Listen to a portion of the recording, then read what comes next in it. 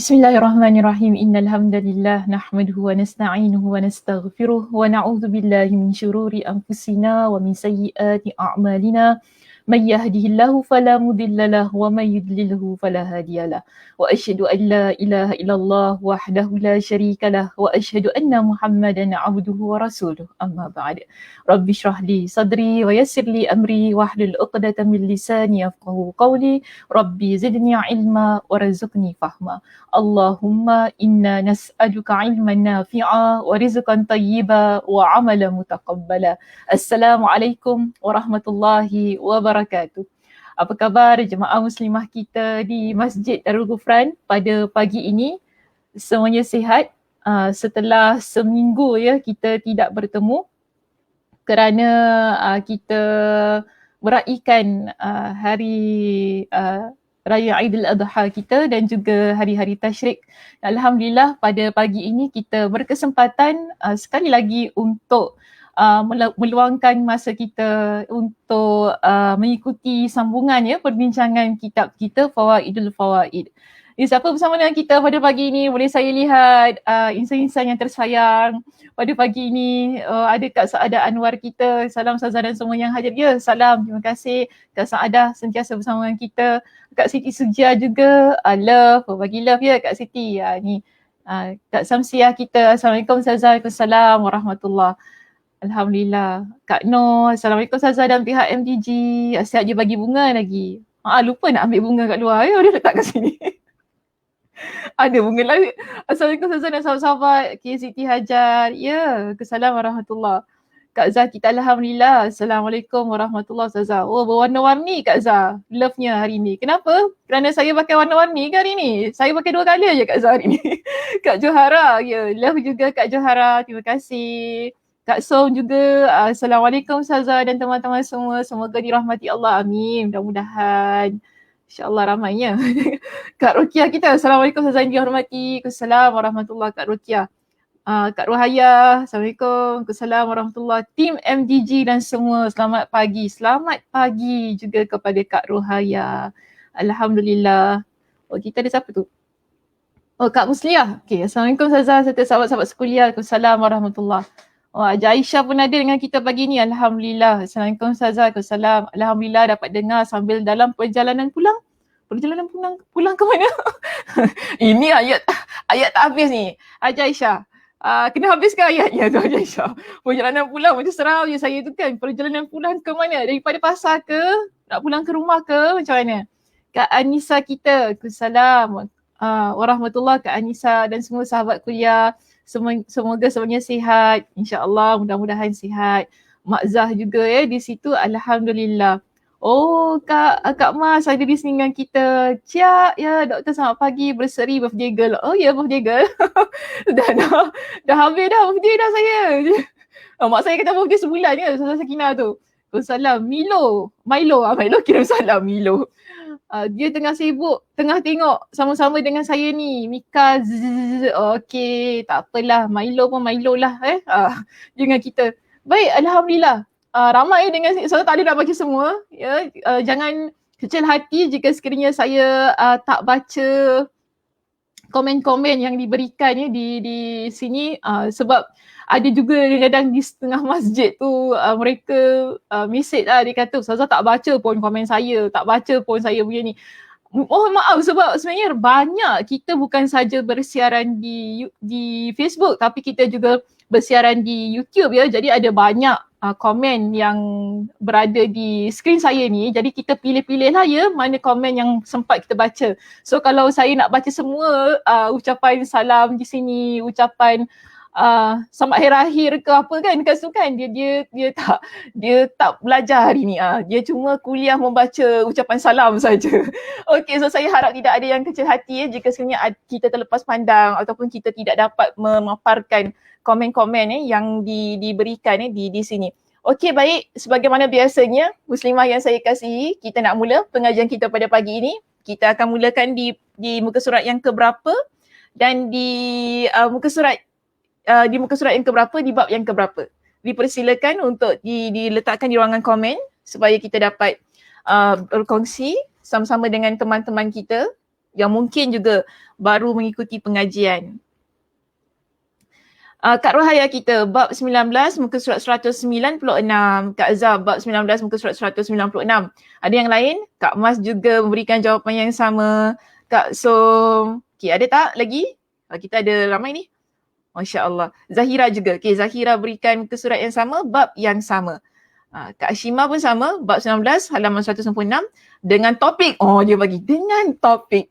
Di antara metod penjelasan Al-Quran, Masya Allah, tabarakallah, lengkap dia bagi. So tidak ada sebarang kemusykilan dan persoalan yang perlu diutarakan di situ.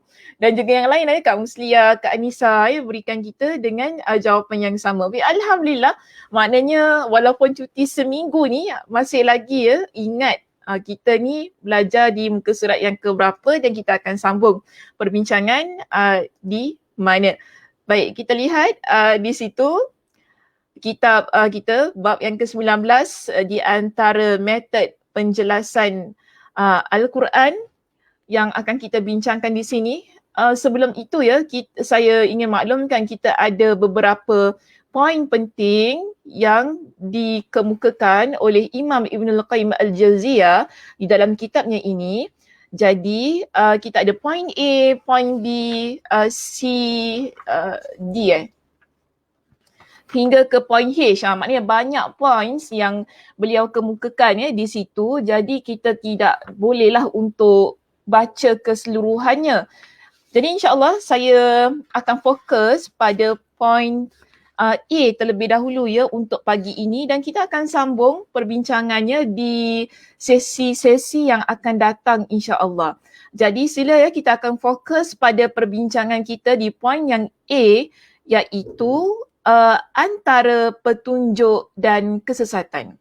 Maknanya di dalam Al-Quranul Karim ada poin, ada topik yang ataupun ada penjelasan-penjelasan yang diberikan dalam Al-Quran ini yang memberikan kepada kita dengan satu keadaan kalau kita baca Al-Quran itu dengan benar dengan betul-betul menghayati, mentadabbur isi kandungan Al-Quran tersebut, kita akan dapati dalam Al-Quran Allah jelaskan kepada kita berkenaan petunjuk dan kesesatan.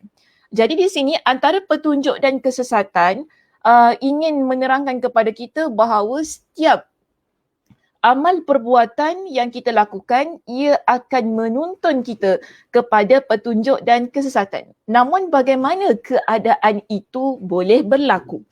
So di sini Imam Ibnul Qayyim Al-Jauziyah dia ingin jelaskan kepada kita tentang hal-hal yang boleh membawa kita kepada petunjuk Allah dan juga keadaan-keadaan yang boleh membawa kita kepada kesesatan.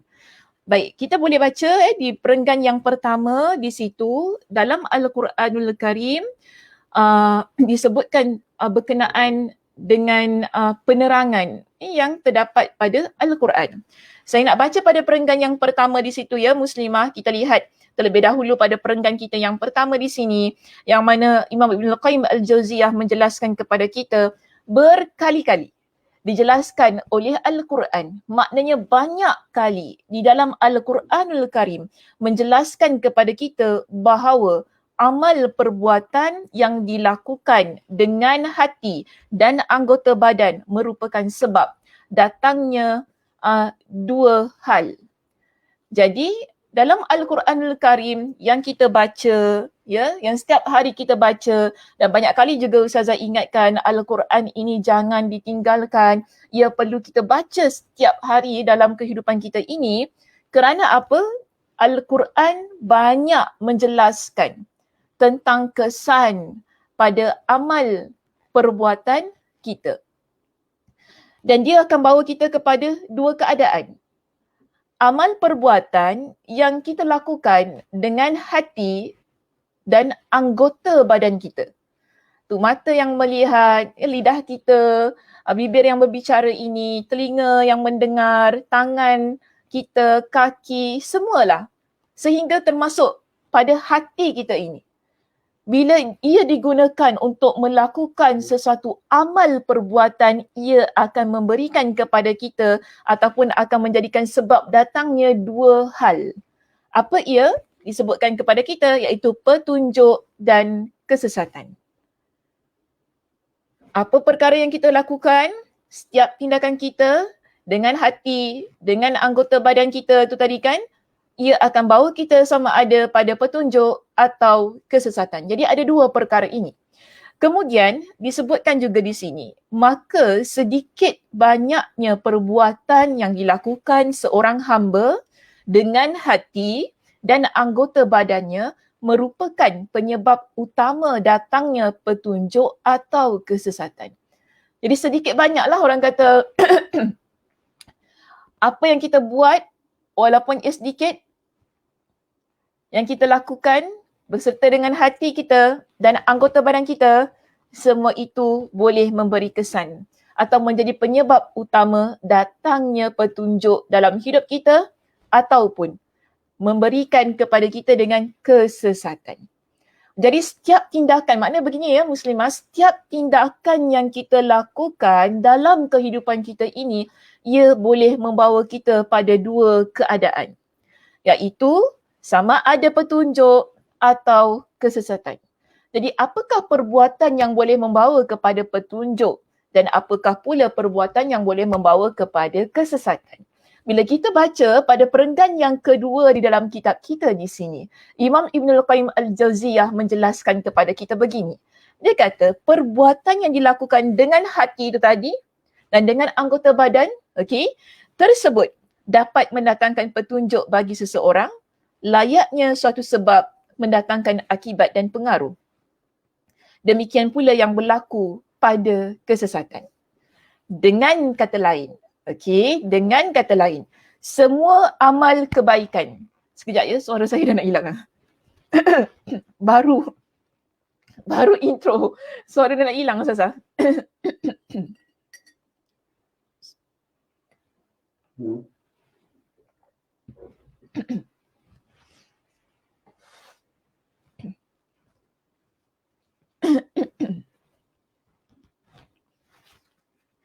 Okey, baik. Dengan kata lain di sini, semua amal kebajikan. Amal kebajikan ini kalau kita terjemah ataupun kita alihkan bahasanya ke dalam bahasa Melayu, kita panggil ia sebagai amal kebaikan. Okey, jadi semua amal kebaikan yang dilakukan dapat berbuah atau dengan kata lain kita kata dapat menghasilkan petunjuk bagi pelakunya. Jadi maknanya bila kita buat perkara-perkara yang baik dalam kehidupan kita, itulah amal perbuatan yang akan bawa kita kepada petunjuk, yang akan menghasilkan petunjuk dalam kehidupan kita. Okey, semakin banyak amal kebaikan yang dilakukan, semakin banyak pula petunjuk yang diperoleh. Jadi, bila kita menjalani kehidupan kita, kehidupan seharian kita ini, setiap hari, setiap masa kita melakukan amal perbuatan yang baik. Kita berbicara dengan bicara yang baik. Kita berfikir, kita memikirkan tentang sesuatu dengan baik. Kita melihat dengan baik. Kita merasa dengan baik. Maknanya tidak ada perkara-perkara yang melanggar perintah Allah. Itu maksudnya. Bila kita kata kita buat perkara yang baik. Itu yang Allah Subhanahu Wa Taala perintahkan untuk kita lakukan, kita buat perkara tersebut. Allah Subhanahu Wa Taala menyuruh kita berkata benar, itu adalah perbuatan yang baik. Allah Subhanahu Wa Taala suruh kita berbaik sangka, ia adalah perbuatan yang baik. Allah Subhanahu Wa Taala memerintahkan kepada kita supaya berbakti kepada kedua ibu bapa kita, ia adalah perbuatan yang baik. Allah Subhanahu Wa Taala memerintahkan kepada kita supaya berlaku baik kepada semua orang yang ada di sekitar kita, terutamanya ahli keluarga kita, adik-beradik, kan, pakcik, makcik kita, sahabat kita yang ada di sekitar kita, jiran dan semuanya. Itu adalah perbuatan yang baik. Kesemua perbuatan baik kita, ia akan bawa kita kepada petunjuk. Semakin banyak kita buat perkara-perkara yang baik dalam kehidupan kita ini, berdasarkan kepada apa yang Allah Subhanahu Wa Taala perintahkan, berdasarkan juga kepada apa yang Nabi SAW tunjukkan kepada kita. Maka semakin banyaklah petunjuk yang akan kita peroleh dalam kehidupan kita. Dan perlu diingatkan bahawa setiap yang dinamakan petunjuk adalah sesuatu yang akan menunjukkan kita kepada hal-hal yang baik. Kita buat satu perkara yang baik, ia akan bawa kita untuk buat perkara baik yang lain. Kita buat lagi, ia akan bawa kita kepada perkara baik yang lain. Maka itu akan bawa kita terus-terusan. Akan meletakkan pada diri kita dalam keadaan yang sentiasa berada pada situasi kebaikan. Ini pentingnya amal perbuatan yang baik. Namun, kalau seseorang dia buat perkara yang buruk, dia melakukan perbuatan-perbuatan yang jahat. Contohnya, dia buat perbuatan-perbuatan yang jahat. Orang yang begini, kita kata, semakin banyak perbuatan buruk yang dia lakukan, semakin banyak pula kesesatan yang diperoleh. Maknanya dia sebaliknya. Kan? Kalau tadi kita discuss tadi kan, kalau makin banyak kita buat perkara yang baik dalam hidup kita ini, perkara baik itu kita buat dengan hati kita, dengan anggota badan kita, kan? Semua itu yang kita lakukan, semakin banyak kita buat, semakin banyak petunjuk kita peroleh. Namun, jika sebaliknya, hati kita ini jahat, perbuatan kita jahat, kan lidah jahat, fikir tentang orang semua benda-benda yang jahat, kita dengar perkara yang jahat, kita lihat perkara yang tidak baik, maknanya perkara dosa, maksiat ini kita menggelumangkan diri kita dalam perkara-perkara yang dosa dan maksiat, itu akan mendatangkan banyak kesesatan dalam kehidupan kita. Maksud kesesatan di sini ialah kita buat satu perkara yang jahat, ia akan bawa kita kepada perkara jahat yang lain. Kita buat lagi, terus ia akan bawa kepada perkara jahat yang lain. Akhirnya, kita akan jadi seorang muslimah yang rasa selesa dengan kejahatan-kejahatan yang kita lakukan. Bahayanya bila seseorang dia tidak menyedari bahawa dia melakukan perbuatan-perbuatan yang jahat. Dan kadang-kadang dia sedar, ini muslimah ya, kadang-kadang sedar. Cuma dia ni memang dah memang gitulah perangai dia, nak cakap macam mana kan. Dia memang gitulah perangai dia. Orang cakap apa pun dah memang dah tak load. Gunanya dah tak load dah macam tu. Masalah begitu. Baik, so sekarang ini kita lihat dalam perenggan kita di situ, hal itu kerana Allah menyukai kebaikan. Sehingga dia membalasnya dengan petunjuk dan keberuntungan. Maksudnya di sini, kenapa orang yang dia banyak melakukan perkara-perkara yang baik dalam kehidupan dia, dia dapat petunjuk.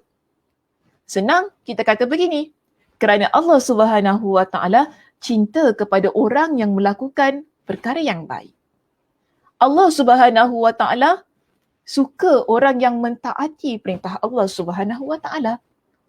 Maka atas dasar itu, Allah Subhanahu Wa Taala membalas untuk orang yang sentiasa melakukan kebaikan dengan hal-hal yang baik juga, antaranya ialah petunjuk dari Allah Subhanahu Wa Taala.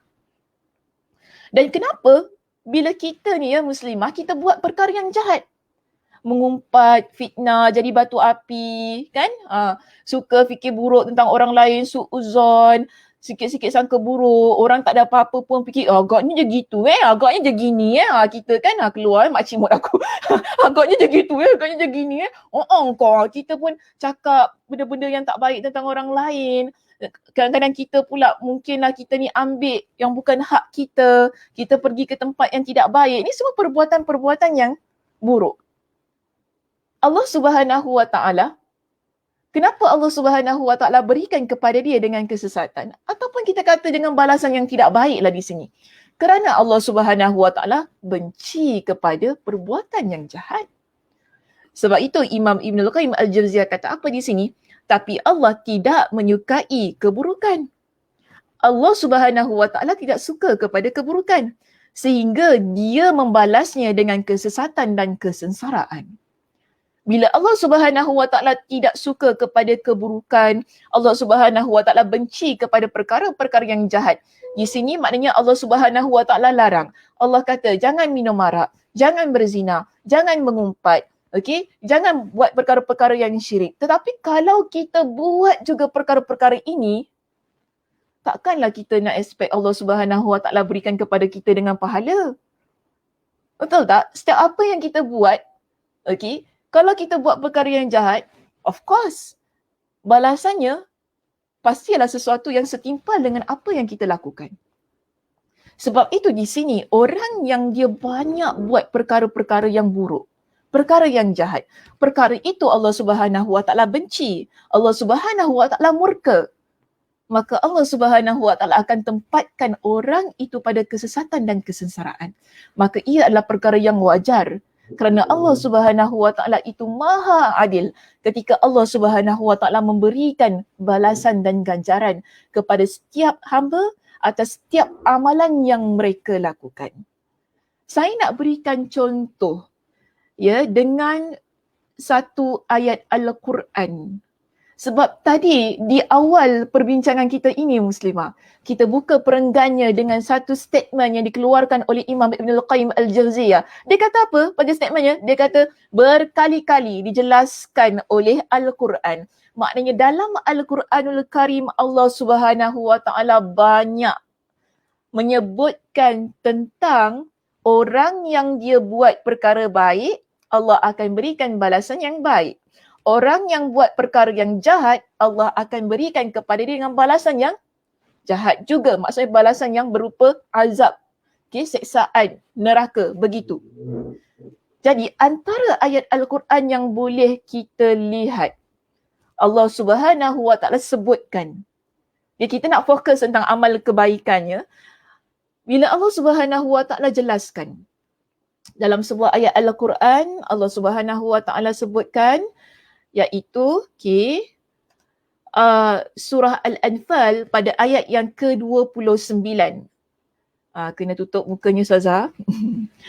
Baik, dalam surah Al-Anfal pada ayat yang ke-29 di situ Muslimah kita lihat. Saya dah warnakan di sini untuk kita jelas tentang perbincangan yang saya sebutkan, yang telah ditampilkan oleh Imam Ibn Al-Qayyim Al-Jawziyah pada perenggannya yang pertama, kedua, ketiga tu tadi.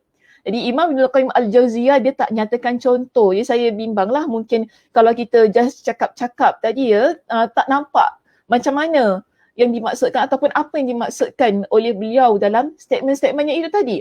Jadi saya berikan contoh di sini ialah dengan surah Al-Anfal pada ayat yang ke-29. Sila lihat pada slide yang tertera di situ. Kita lihat begini Muslimah. Antaranya Allah Subhanahu Wa Taala sebutkan tentang orang yang dia buat perkara yang baik, kemudian Allah Subhanahu Wa Taala berikan kepada dia dengan petunjuk, Allah berikan kepada dia dengan ganjaran yang baik, ialah surah Al-Anfal ayat yang ke-29.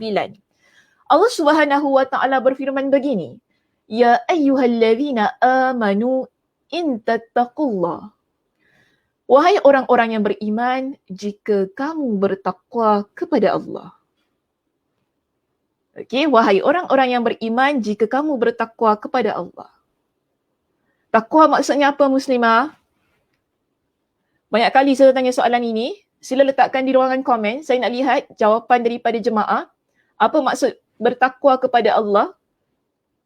Ini kita panggil sebagai amal baik.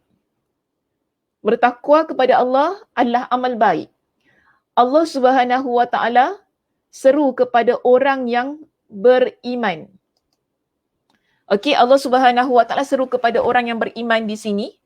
Bila kamu menjadi orang yang bertakwa kepada Allah, wahai orang-orang yang beriman, bila kamu menjadi orang yang bertakwa kepada Allah Subhanahu Wa Taala, tetapi orang yang beriman, dia menjadi orang yang bertakwa kepada Allah itu, yang akan Allah berikan petunjuk di sini, apakah yang dia lakukan? Yang menunjukkan ketakwaan yang ada pada diri dia. Bagaimana? Fitri jawab apa tu di situ? mengerjakan yang diperintahkan dan meninggalkan apa yang dilarang Allah. Masya Allah, tabarakallah. Terima kasih Fitri. Tadi Kak Som sebut apa? Melakukan semua perintah Allah dan meninggalkan larangannya. Ada jawapan yang lain?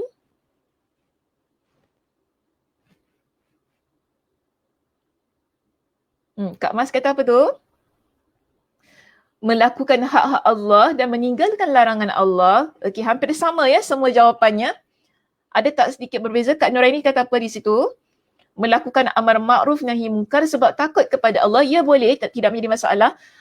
Amar ma'ruf nahi munkar tu maksudnya lah kita suruh orang buat perkara yang baik dan dalam masa yang sama kita juga mencegah orang lain agar dia tu tidak buat perkara-perkara yang tidak baik. Okey, itu maksud melakukan amar ma'ruf dan nahi munkar kerana dia takut kepada Allah. Baik, Kak Anissa, sebab apa tidak syirik pada Allah? Okey, baik Muslimah, kesemua jawapan itu adalah jawapan yang betul. Bila kita buat perkara-perkara, melakukan semua perintah Allah Subhanahu Wa Taala, kemudian kita meninggalkan larangan Allah Subhanahu Wa Taala, jadi antaranya ialah kita tidak melakukan perbuatan yang syirik. Okey, sebagaimana yang disebut oleh Kak Anissa Hasan kita, dan antaranya juga ialah kita melakukan amar ma'ruf nahi munkar itu tadi, sebagaimana juga yang disebutkan oleh Kak Nur Aini kita. Itu semua adalah perbuatan-perbuatan yang meletakkan diri seseorang yang beriman kepada Allah dalam keadaan bertakwa kepada Allah Subhanahu Wa Taala. Sebab itu di sini orang yang melakukan semua perbuatan-perbuatan yang Allah Subhanahu Wa Taala perintahkan kepada dia, dalam masa yang sama, dia juga meninggalkan segala perbuatan yang Allah Subhanahu Wa Taala larang dia lakukan. Orang yang begini, Allah berikan petunjuk kepada dia. Sebagaimana yang Allah Subhanahu Wa Taala firmankan dalam surah Al-Anfal pada ayat yang ke-29 di sini, apa kata Allah? Ya ayyuhallazina amanu in tattaqullah yaj'al lakum furqana. Ada 3 perkara yang Allah Subhanahu Wa Taala sebutkan di dalam ayat ini sebagai bukti kepada kita orang yang buat perbuatan ataupun orang yang beramal dengan amal yang baik, dia menjadi orang yang bertakwa kepada Allah itu tadi dengan melakukan perbuatan-perbuatan yang Allah perintahkan kepada dia dan juga meninggalkan perkara-perkara yang Allah Subhanahu Wa Taala larang dia lakukan itu kan. Dia buat perkara-perkara ini semua. Allah katakan dalam ayat ini ada 3 perkara yang akan dia peroleh sebagai petunjuk bagi kehidupan dia. Pertama, okay, saya dah highlightkan dengan warna amirah jambu ya di situ. Okay, kita ada 3 perkara. Pertama, Allah Subhanahu Wa Taala sebutkan yaj'al lakum furqana. Apa maksudnya? Dia mengadakan bagi kamu petunjuk yang membezakan antara yang benar dengan yang salah. Itu yang pertama. Kita banyak buat perkara-perkara yang baik. Orang yang beramal soleh, melakukan ketaatan ya, sebagaimana tadi ada Kak Noh sebut tadi kan, melakukan ketaatan-ketaatan kepada Allah. Orang yang begini, dia akan dapat membezakan mana yang betul, mana yang salah. Mana Allah Subhanahu Wa Taala berikan kepada dia dengan keadaan sedemikian, iaitu petunjuk begitu. Dia dapat bezakan mana yang betul, mana yang salah. Okey, ini yang pertama. Kemudian yang kedua, apa kata Allah Subhanahu Wa Taala? Wa yukaffir ankum sayyi'atikum. Bukan sahaja orang yang beramal baik ini, yang melakukan perbuatan-perbuatan baik itu tadi, Allah Subhanahu Wa Taala berikan kepada dia dengan petunjuk yang mana dia dapat membezakan antara yang benar dan yang salah.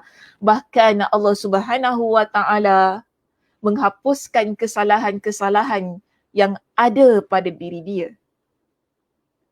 Sebab itu kan, kita ada dalam ayat yang lain ataupun dalam hadis Nabi SAW, Nabi SAW ingatkan kepada kita, ikutilah perbuatan buruk dengan perbuatan baik, kerana perbuatan baik itu dia akan menghapuskan dosa-dosa perbuatan yang buruk.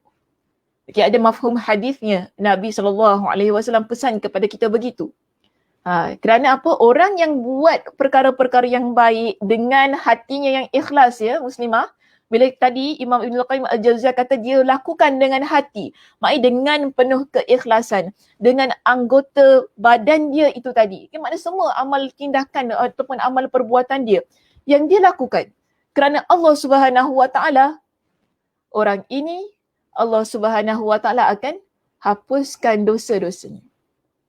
Seterusnya yang ketiga di sini, apa kata Allah Subhanahu Wa Taala untuk orang yang buat perkara yang baik, mereka yang bertakwa kepada Allah Subhanahu Wa Taala itu tadi, Allah kata wa yaghfir lakum wallahu dzul fadlil azim.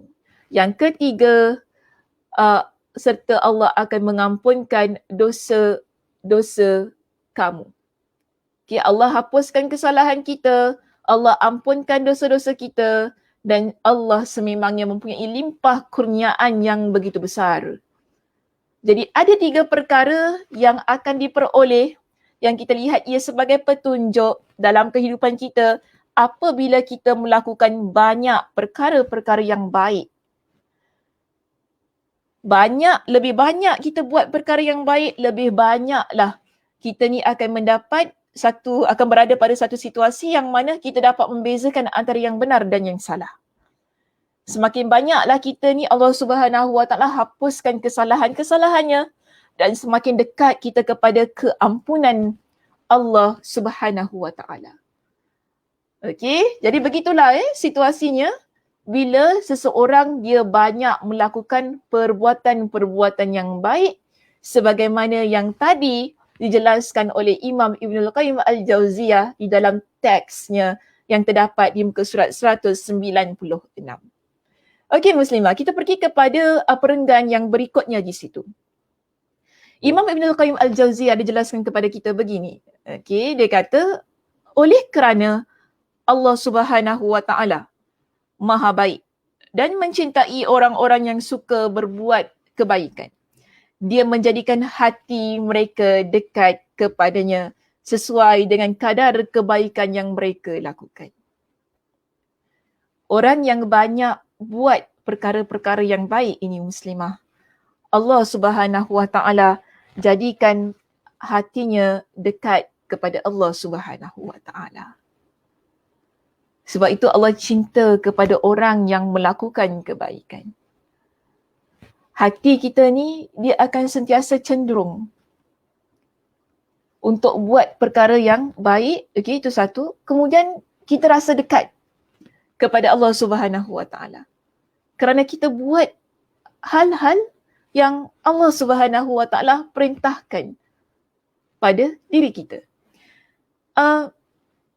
Seterusnya, Allah pun membenci keburukan dan orang-orang yang suka buat perkara yang buruk. Dan hati mereka dijauhkan darinya sesuai dengan kadar kejahatan yang dilakukan. Kalau kita banyak buat perkara-perkara yang jahat, hati kita akan jauh dari Allah Subhanahu Wa Taala. Kita akan lalai, kita rasa berat nak buat perkara-perkara yang baik. Kita rasa berat untuk berzikir, berat nak baca Al-Quran, beratlah nak solat malam, banyak perkara-perkara yang lain. Yang perkara-perkara ibadah ni, dia rasa berat. Kerana apa? Kejauhan yang ada antara dia dan Allah Subhanahu Wa Taala. Dan dalam hidup kita ni muslimah, kita nak dekat dengan Allah. Kerana itulah sumber ketenangan bagi jiwa dan hati kita.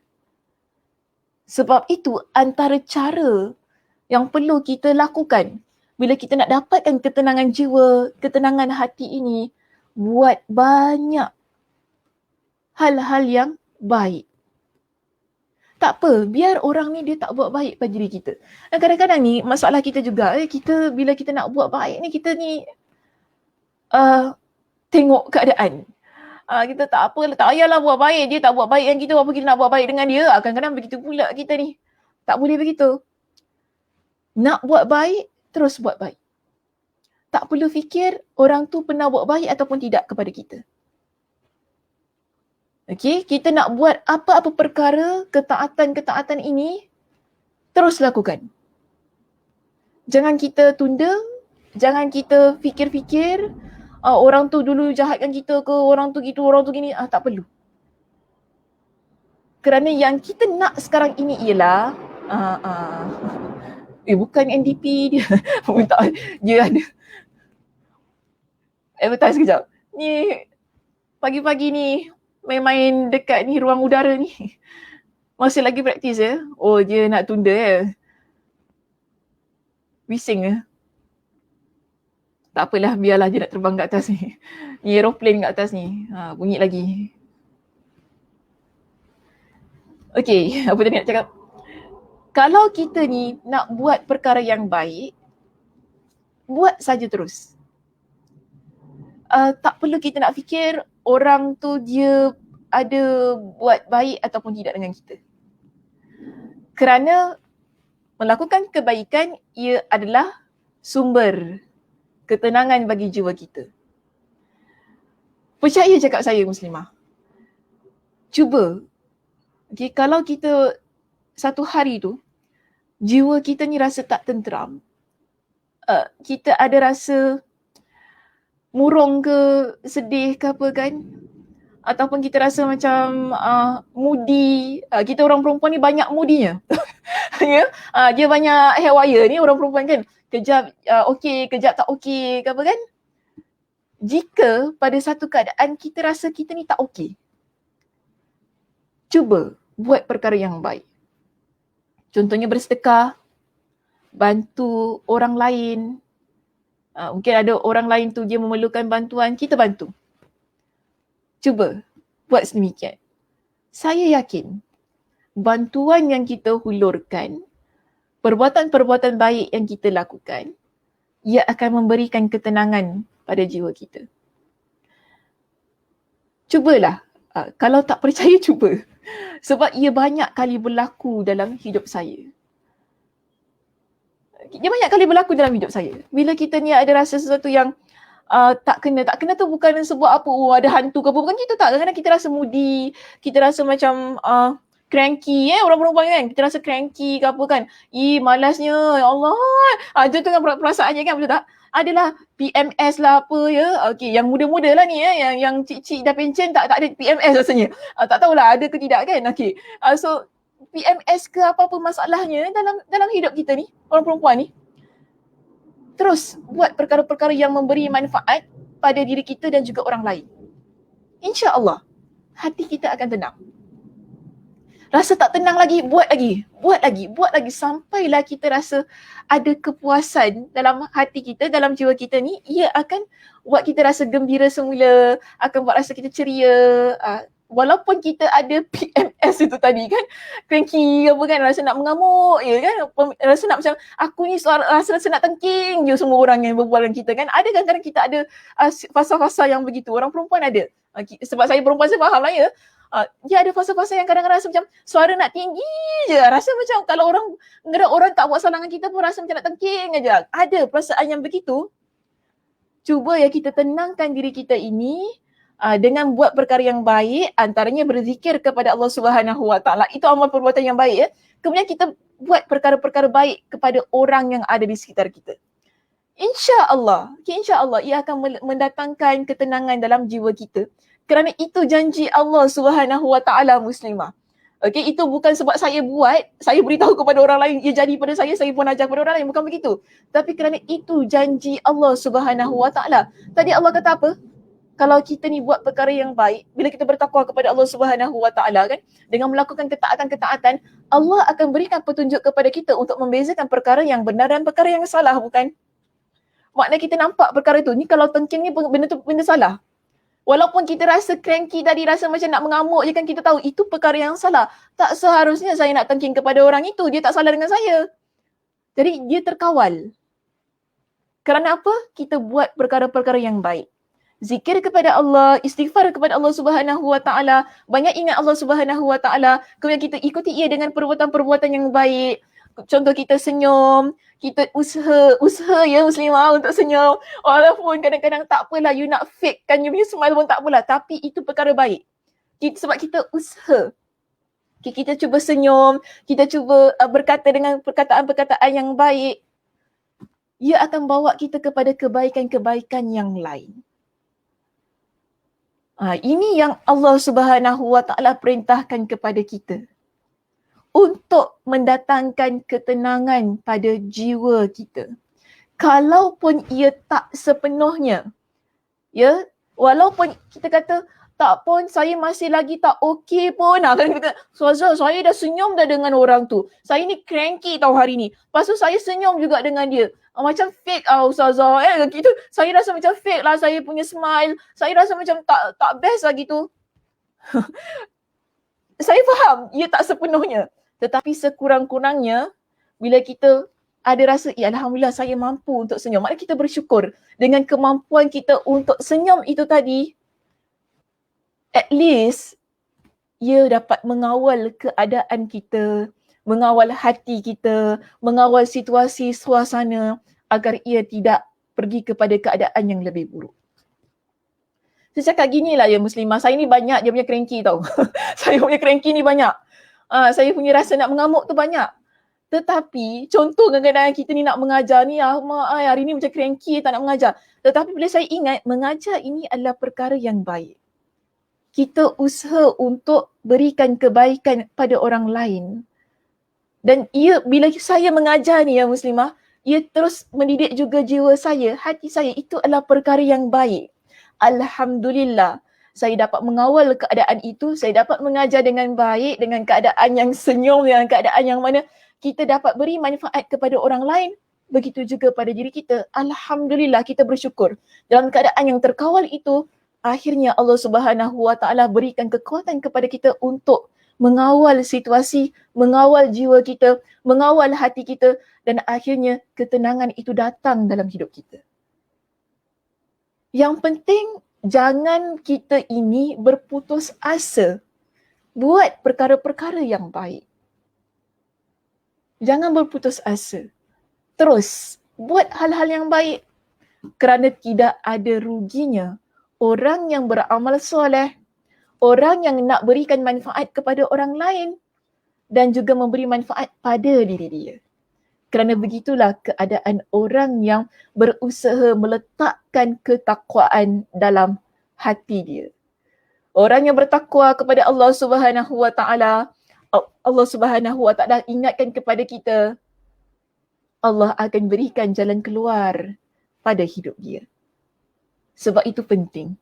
Ketakwaan yang merupakan satu situasi yang sentiasa mengajak kita untuk buat perkara-perkara yang baik. Di dalam kitab kita ini, Imam Ibnul Qayyim Al-Jauziyah didatangkan kepada kita dengan antara dalil yang menunjukkan bahawa kebaikan ia boleh membawa kepada petunjuk itu tadi. Dia akan bawa kita kepada perkara-perkara yang baik. Ini petunjuk ni maksudnya perkara-perkara yang baik. Buat perkara yang baik, Allah akan bawa kita kepada perkara baik yang lain. Ya, bila kita cuba bersabar, cuba senyum, cuba ucapkan perkataan-perkataan yang baik, walaupun kadang-kadang hati macam dah remuk 1000 tu kan, insya-Allah ia akan bawa kita kepada petunjuk yang baik. Antaranya di sini, Imam Ibnul Qayyim Al-Jauziyah datangkan kepada kita dengan surah Al-Baqarah pada ayat yang pertama hingga ayat yang kedua. Okey, pada ayat yang pertama dan ayat yang kedua di sini, Imam Ibnul Qayyim Al-Jauziyah dijelaskan kepada kita, Allah mengingatkan tentang Al-Quranul Karim. Dzalikal kitabu la raiba fih, hudal lil muttaqin. Dari tadi kita bincangkan orang yang bertakwa, dia adalah orang yang banyak melakukan kebaikan. Kerana apa? Dia adalah insan, dia adalah seorang muslimah yang sentiasa taat kepada Allah Subhanahu Wa Taala dan meninggalkan segala larangan Allah Subhanahu Wa Taala. Untuk orang yang bertakwa begini, Allah kata apa? hudan lil muttaqin. Bila dia baca Al-Quran, bila dia memahami isi kandungan Al-Quranul Karim, Al-Quranul Karim itu ia akan menjadi petunjuk kepada orang yang bertakwa. Sebab itu Allah kata kitab Al-Quran ini tidak ada keraguan padanya. Imam Ibn Al-Qayyim Al-Jauziyah tadi beritahu kepada kita apa? Dalam Al-Quran banyak kali dijelaskan kepada kita orang yang buat baik Allah akan berikan petunjuk kepada dia. Begitulah yang Allah Subhanahu Wa Taala tekankan dalam surah Al-Baqarah pada ayat yang kedua. Kita baca Al-Quran, Al-Quran itu dia akan memberikan petunjuk. Namun bukan kepada sebarangan orang. Allah sebutkan di sini, ia akan memberi petunjuk kepada orang yang bertakwa. Orang yang bertakwa ialah orang yang banyak melakukan amal ketaatan, amal kebaikan untuk diri dia dan orang yang ada di sekitar dia. Dan Imam Ibn Al-Qayyim mengatakan bahawa pada ayat ini mengandungi dua makna. Ada dua makna yang terkandung pada ayat ini. Yang pertama, yang pertama beliau jelaskan begini. Yang pertama kita lihat, dengan Al-Quran, Allah Subhanahu Wa Taala memberikan hidayah kepada orang yang menjaga diri mereka dari segala yang dibenci oleh Allah. Kita jaga diri kita agar kita ni kan tidak melakukan perbuatan-perbuatan maksiat. Kita jaga lidah kita jaga apa yang kita lihat, apa yang kita fikirkan, apa yang kita dengar, setiap tindakan kita, apa yang kita type di social media kita, apa yang kita upload, apa yang kita WhatsApp kepada orang, itu semua jari jemari kita, tindakan kita. Kita jaga setiap langkah kaki kita ini, kita jaga hati kita. Semua ini maknanya kita usaha agar kita tidak melakukan perbuatan-perbuatan yang Allah Subhanahu Wa Taala benci. Dalam keadaan yang begini, kita baca Al-Quranul Karim, Allah akan beri hidayah kepada orang yang sedemikian.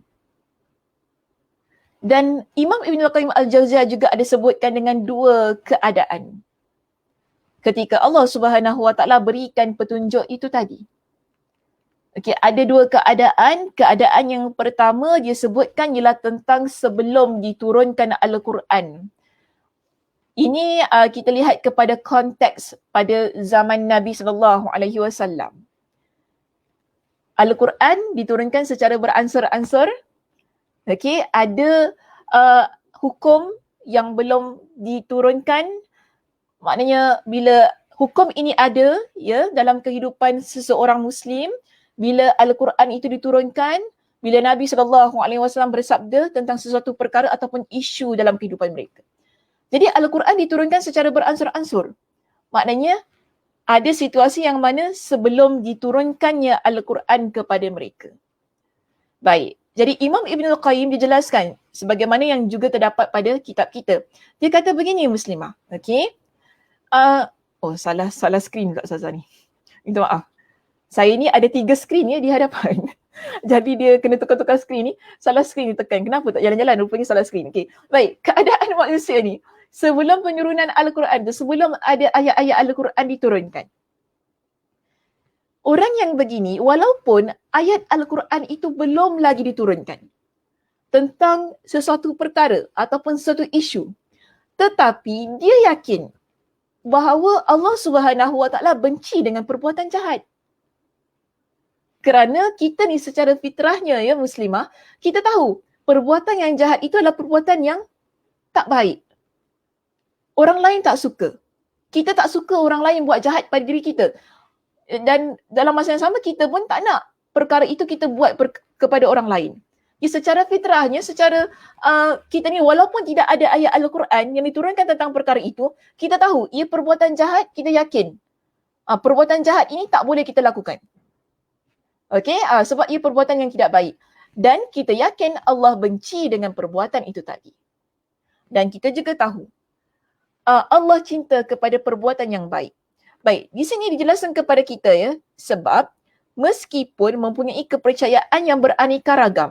Kita ada banyak, dalam hidup kita ni muslimah, kita ada banyak pendapat, kita ada banyak perspektif, kita ada pendirian kita sendiri, kita ada prinsip dalam kehidupan kita. Betul tak? Masing-masing. Semua orang kan, sebab tu ada pepatah Melayu kata apa? Rambut je sama hitam ustazah, tapi hati kita lain-lain. Orang kata gitu kan. Rambut sama hitam, hati lain-lain. Kita sebab kita ni ada rasa, kita ada apa yang kita suka, kita ada apa yang kita tak suka. Semua orang ada prinsip yang berbeza, ada pandangan yang berbeza, ada pendapat yang berbeza dan orang lain tidak boleh paksa kita untuk ikut apa yang dia suka dan apa yang dia tak suka. Sebab itu Imam Ibn Al-Qayyim kata apa? Kita mempunyai kepercayaan yang beraneka ragam. Ada banyak sweet and sournya, ya, dengan apa yang kita rasa. Dan dia kata di sini, umat manusia sebenarnya mengakui bahawa Allah amat membenci kezaliman. Dan kita mengakui dalam kehidupan kita yang memiliki banyak perspektif, banyak pendapat itu tadi kan, ada prinsip, okay? ada pegangan. Kita yakin Allah benci kezaliman, Allah benci kekejian, kerosakan di muka bumi serta membenci para pelaku perbuatan tersebut. Sebab itu kita lihat begini, dalam mana-mana agama, kepercayaan, okay, bukan hanya dalam agama kita sahaja, ada menerangkan tentang perkara baik dan perkara buruk. Betul tak? Walaupun orang itu, kita kata dia non-Muslim, tetapi dia tahu mana yang baik, mana yang buruk. Dia tak buat benda-benda yang jahat, walaupun dia tak beriman kepada Allah Subhanahu Wa Taala. Nampak tak? Manusia begitu keadaannya, fitrahnya begitu. Mereka tahu ini perbuatan jahat, okey? Bunuh orang tu jahat. Tak kira kita Islam ke bukan Islam. Bunuh orang, perkara yang jahat. Kalau kita resis contohnya, jadi orang yang resis, ini benda yang jahat. Tak kira apa pun agama. Sebab ialah bentuk kezaliman yang dilakukan oleh seseorang kepada orang lain.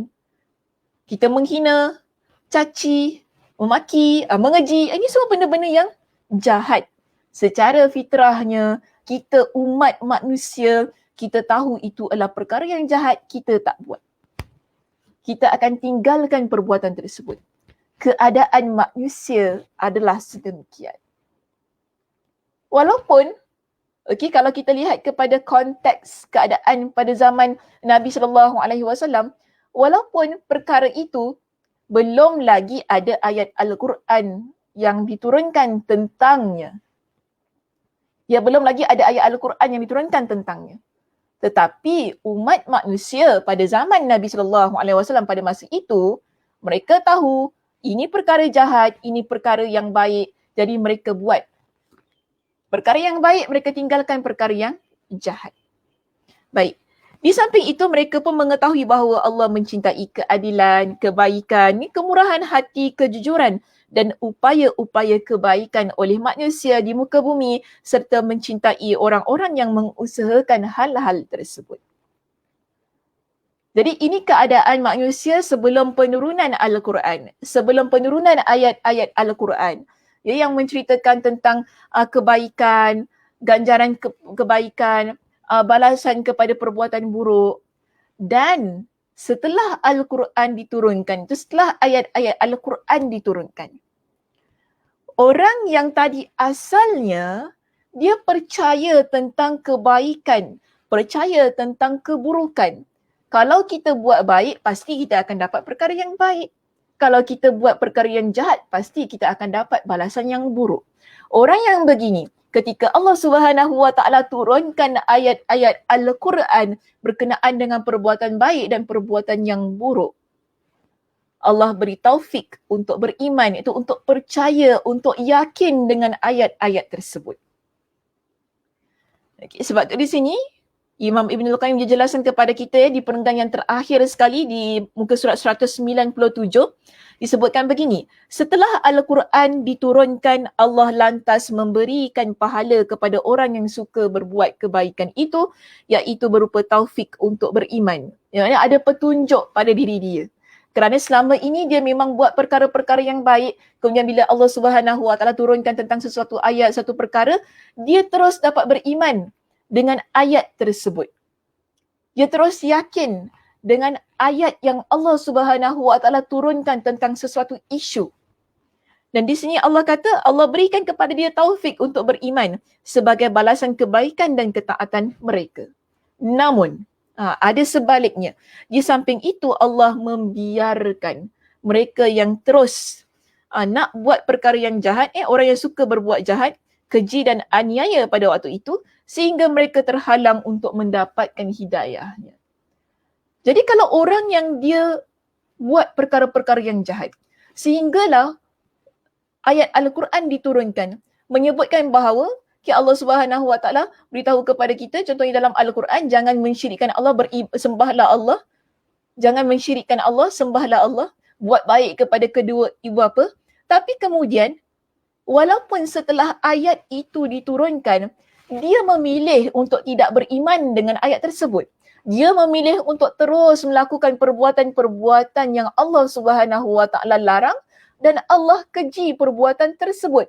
Dia memilih keadaan sedemikian. Orang yang begini, apa kata Imam Ibn Qayyim Al-Jauziyah dalam kitabnya itu tadi, Allah membiarkan mereka terus melakukan perbuatan jahat itu. Kerana itulah pilihan mereka. Okey, kerana itulah pilihan mereka. So ini keadaan yang terkandung di dalam ayat yang kedua tadi dalam surah Al-Baqarah, yang mana Allah kata zalikal kitabu la raiba fihi hudal lil muttaqin.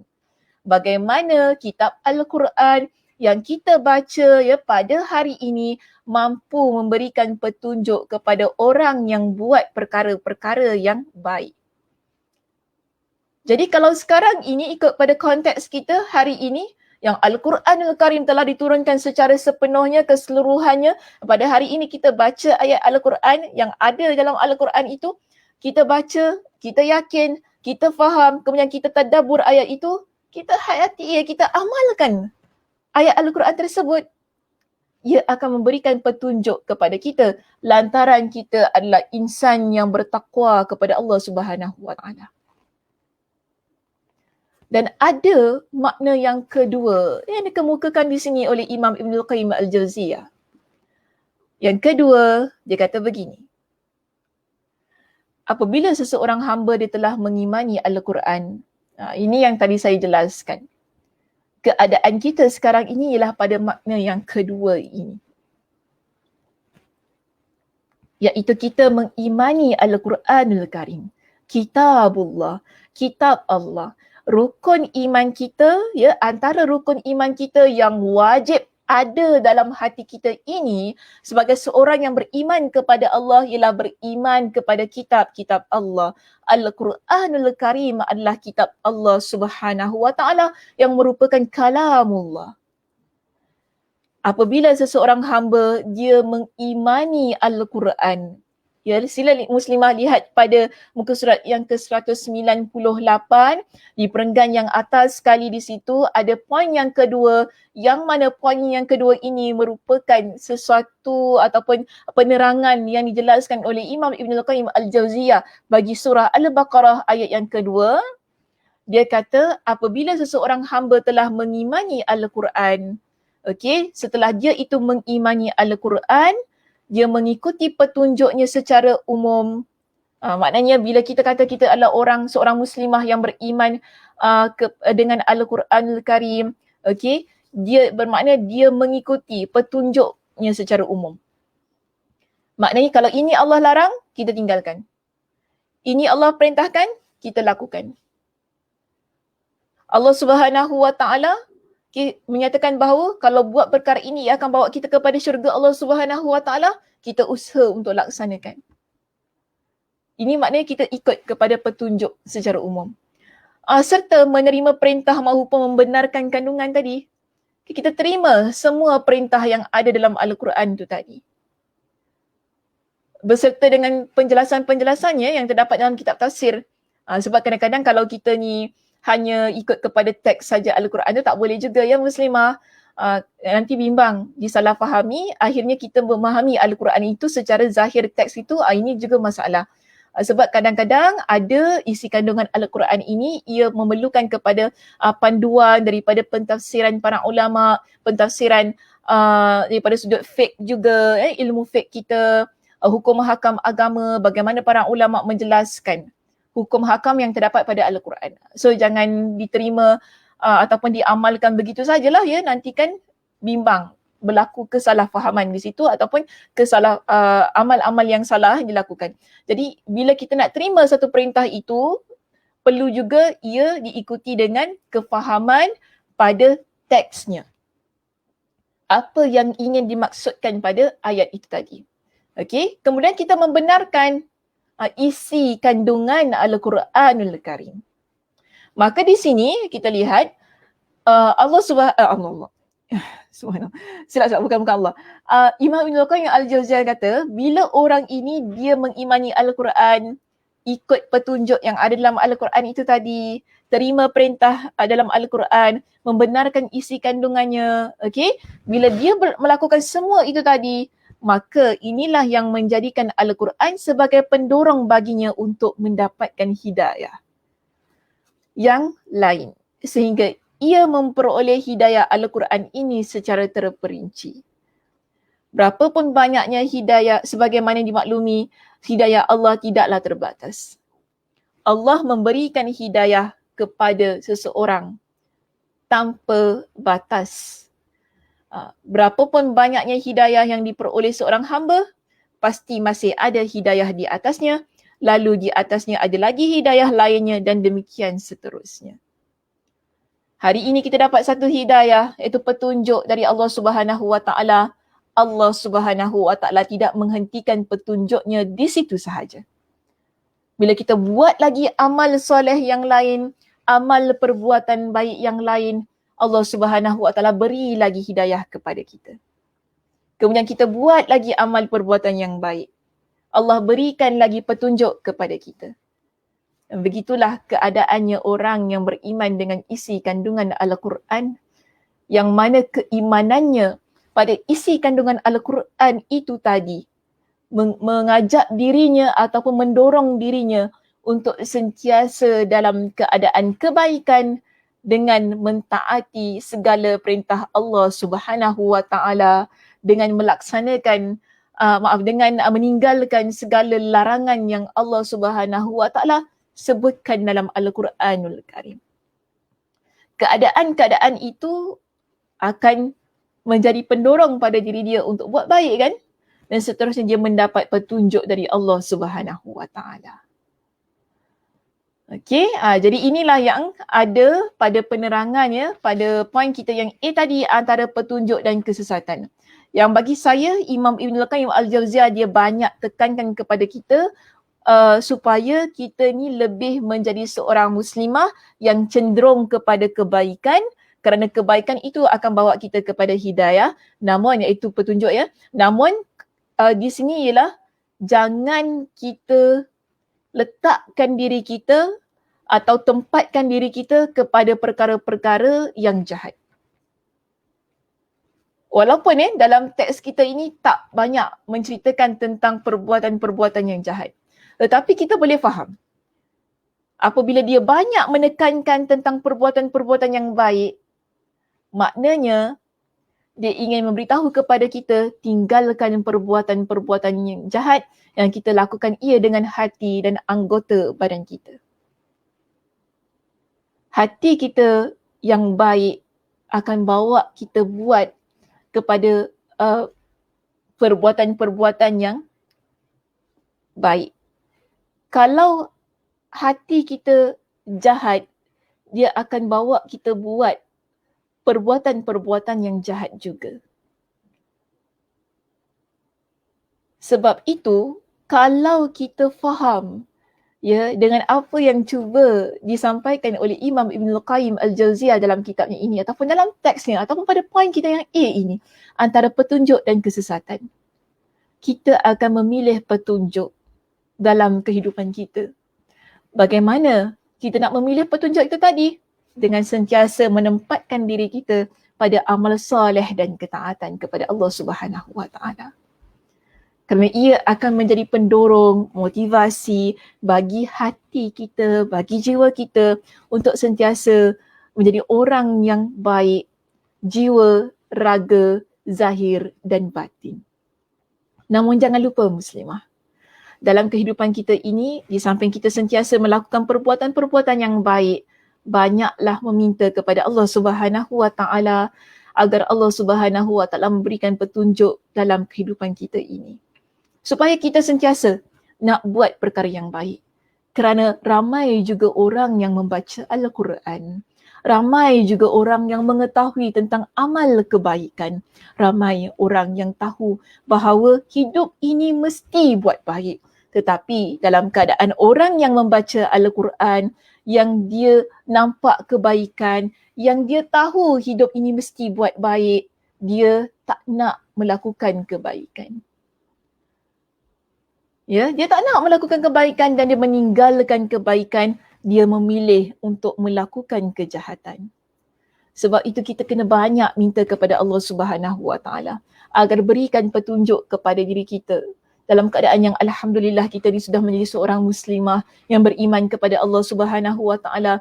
Kita ni kalau boleh ya muslimah, kita nak supaya kita usaha meletakkan diri kita dalam keadaan orang yang bertakwa kepada Allah Subhanahu Wa Taala. Jadi minta kepada Allah Subhanahu Wa Taala agar berikan kepada kita ini dengan petunjuk sebagaimana doa yang dilantunkan oleh Nabi sallallahu alaihi wasallam. Dalam doa ini Nabi sallallahu alaihi wasallam berdoa, Allahumma inni as'alukal huda. Maknanya, ya Allah, sesungguhnya aku memohon kepadamu petunjuk. Dalam keadaan kita membaca Al-Quranul Karim ni muslimah, ya, dalam keadaan kita ni banyak mengikuti kuliah agama, kita banyak mendengar ayat Al-Quran, kita banyak mendengar hadis Nabi sallallahu alaihi wasallam. Kita duduk pada persekitaran yang ramai orang buat perkara-perkara yang baik. Kita minta kepada Allah agar Allah berikan petunjuk kepada kita supaya kita dapat mengamalkan apa yang kita dapat itu tadi, yang merupakan kebaikan-kebaikan yang ada di sekitar kita. Sebab itu penting meminta kepada Allah agar Allah berikan kepada kita dengan petunjuk dalam kehidupan kita. Kerana kalau Allah tak berikan petunjuk itu, duduklah kita dalam lingkungan orang yang baik-baik sekalipun. Bacalah kita Al-Quranul Karim setiap hari. Tapi kalau tiada petunjuknya, tiadalah kita upaya untuk mengamalkan petunjuk-petunjuk yang ada dalam Al-Quran dan yang ada pada sekitar kita. Di dalam doa ini juga kita minta kepada Allah wat-tuqa. Allahumma inni as'alukal huda wat-tuqa, iaitu ketakwaan. Tadi juga kita dah bincangkan, orang yang dia buat perkara-perkara yang baik ialah orang yang bertakwa kepada Allah Subhanahu Wa Taala. Dalam keadaan dia bertakwa kepada Allah Subhanahu Wa Taala, dia sentiasa dalam keadaan yang nak buat perkara-perkara yang baik, dalam keadaan yang mana dia taat kepada Allah Subhanahu Wa Taala. Dalam hal ini kita lihat ya, orang ini dia bukan hanya mendapat petunjuk dari Allah, tetapi juga dia adalah orang yang sentiasa ingin berada dalam ketakwaan kepada Allah. Tapi jangan lupa minta muslimah. Dalam keadaan kita berusaha, jangan lupa mengangkat tangan minta kepada Allah agar kita diberikan ketakwaan. Kerana kalau tidak ada ketakwaan, hanya sekadar kepada ilmu yang kita ada ini, ia takkan bawa kita ke mana.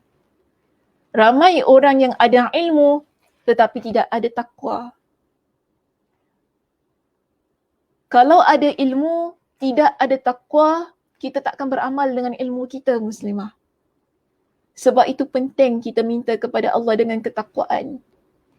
Dan juga kita minta kepada Allah Subhanahu Wa Taala dalam doa ini, wala afafa wala ghina. Maknanya apa? Kita minta supaya Allah Subhanahu Wa Taala menghindarkan diri kita ini kan dari perbuatan-perbuatan yang tidak baik. Okey, supaya Allah jaga kita ni agar berada dalam keadaan yang suci, bersih, dalam keadaan yang sentiasa nak buat perkara-perkara yang baik, sehingga kita minta kepada Allah Subhanahu Wa Taala agar hindarkan diri kita ini dari perbuatan-perbuatan yang tidak baik. Wal ghina, dan kita minta supaya Allah berikan kepada kita dengan kecukupan. Ya, rasa cukup dengan apa yang kita ada sehingga kita tidak jadi orang yang meminta-minta. Sehingga kita tidak menjadi orang yang melihat hak orang lain itu adalah hak kita. Sehingga kita tidak puas hati bila Allah berikan nikmat kepada orang lain, kita tidak dapat nikmat itu. Jadi orang yang ghina ini, yang Allah berikan kepada dia dengan kecukupan, dia rasa kaya pada jiwa dan hati dia ini, dia tidak melihat apa yang orang lain juga dia perlu, apa yang orang lain ada juga dia perlu ada. Kerana apa? Dia rasa syukur, dia rasa cukup dengan apa yang dia miliki. Apa yang Allah beri pada orang lain itu hak dia, itu nikmat dia. Alhamdulillah. Kita doakan yang baik-baik dengan apa yang dimiliki oleh orang lain. Dan kita bersyukur dengan apa yang kita ada. Begitu keadaannya. Bukan ada rasa dengki, bukan ada rasa tak puas hati. Kalau adalah begitu dalam hati kita ni muslimah, bermakna kita belum ada kecukupan daripada sudut kejiwaan itu tadi. Jadi setiap nilai ataupun setiap permintaan yang ada dalam doa ini amat penting untuk kita panjatkan kepada Allah setiap hari. Sekali lagi muslimah, doanya, Allahumma inni as'aluka al-huda wat-tuqa wal-afafa wal-ghina. Ya Allah, sesungguhnya aku memohon kepadamu petunjuk, ketakwaan, terhindar dari perbuatan yang tidak baik dan kecukupan, iaitu rasa yang cukup dan tidak meminta-minta. Semua nilai-nilai ini yang kita minta kepada Allah Subhanahu Wa Taala akan menjadikan kita seorang muslimah yang beriman, bertakwa dan sentiasa ingin melakukan amal kebaikan dan ketaatan. Amal kebaikan dan ketaatan itu amat penting dalam kehidupan kita, lantaran ia akan menghasilkan petunjuk demi petunjuk untuk kita terus-terusan menjadi seorang muslimah yang baik, bukan sahaja pada tindakannya tetapi juga baik daripada sudut kejiwaannya. Okey muslimah, itu sahaja perbincangan kita untuk pagi ini. Terima kasih di atas perhatiannya. Mudah-mudahan Allah Subhanahu Wa Taala memberikan kefahaman pada diri kita semua ya, untuk kita sentiasa beramal, untuk kita sentiasa menjadi insan yang saleh dalam kehidupan ini. Tersilap skrin tadi kan? Okay. Skrin tadi. Untuk kita sentiasa menjadi seorang muslimah yang beramal soleh dalam kehidupan ini, dan kita tidak jemu ya untuk melakukan amal ketaatan dalam kehidupan. Okey, alhamdulillah. Ustazah kering tekak dia. Kering tekak dia tu. Berbual panjang daripada tadi. Dah 11.27 dah. Sebab tadi pun kita mula lewat kan.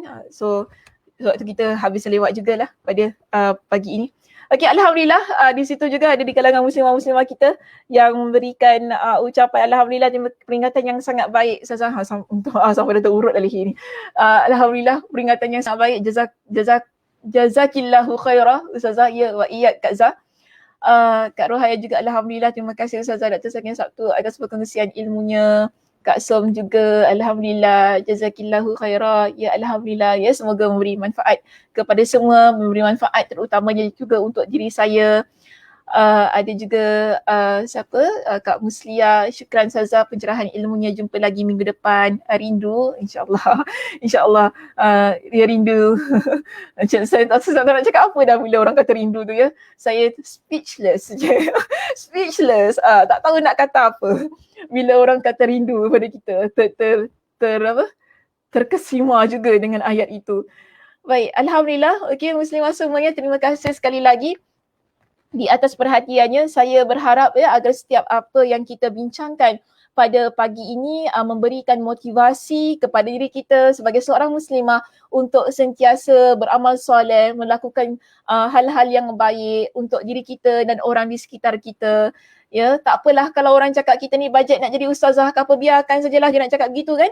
Yang penting kita tahu bila kita buat perkara yang baik kerana Allah Subhanahu Wa Taala, yang kita buat dengan hati kita, dengan anggota badan kita itu tadi kan kerana Allah Subhanahu Wa Taala, insya-Allah ia akan mendatangkan kebaikan pada diri kita. Okey, mudah-mudahan Allah Subhanahu Wa Taala memberikan kepada kita dengan kelapangan masa, dengan kesihatan untuk kita bertemu di minggu hadapan pada waktu yang sama, di ruangan yang sama. Saya tutup kuliah kita pada pagi ini dengan tasbih kafarah. Subhanakallahumma wa bihamdika asyhadu an la ilaha illa anta astaghfiruka wa atubu ilaik. Assalamualaikum warahmatullahi wabarakatuh.